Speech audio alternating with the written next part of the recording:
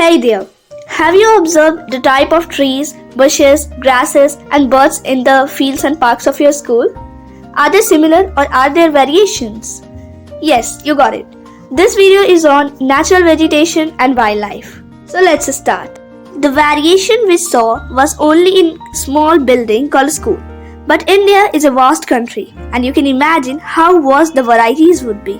India is one of the 12 mega biodiversity countries in the world, and it has 47,000 plant species, 15,000 flowering plants, and 90,000 animal species, along with many other species and varieties. And with this data, India occupies 10th place in world and 4th place in Asia's plant diversity. Now, natural vegetation.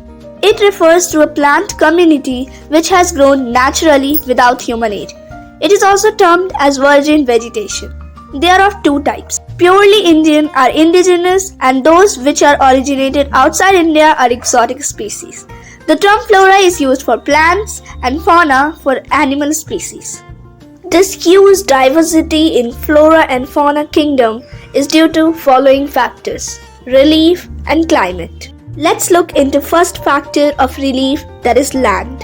Land affects the natural vegetation directly and indirectly. The fertile level is generally devoted to agriculture.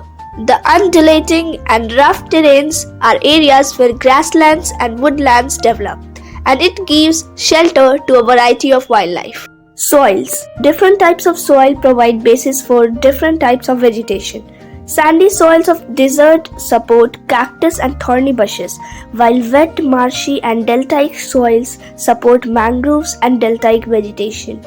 The hill slopes with some depth of soil have conical trees. The character and the extent of vegetation are mainly determined by temperature along with humidity in air, precipitation and the soil. Let's look into temperature. The temperature affects the type of vegetation, its growth, and changes it from tropical to subtropical, temperate, and alpine vegetation. Here's the temperature characteristics of the vegetation zones. You can pause the video to check it. Next is photoperiod, aka sunlight. The variation in duration of sunlight at different places is due to differences in latitude, altitude, season, and duration of the day.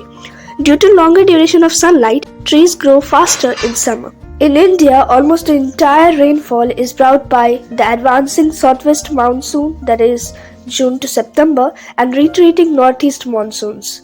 And areas of heavy rainfall have more dense vegetation as compared to areas of less rainfall. Have you ever thought as to why forests are important for human beings? See, forests are renewable resources and they play a major role in enhancing the quality of environment.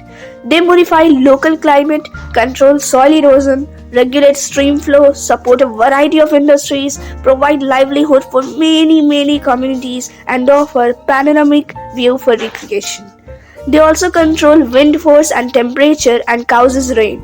They provide humus to the soil and shelter to the wildlife. India's natural vegetation has undergone many changes due to several factors like growing demand of cultivated land, development of industries, mining, urbanization, and overgrazing of pastures. The vegetation cover of India is no more natural in real sense, except in some inaccessible regions like the Himalayas, the hilly region of central India, the Marusthali, and etc.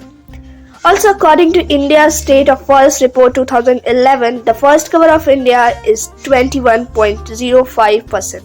So that was all for today's video. In next video, we will deal about types of vegetation.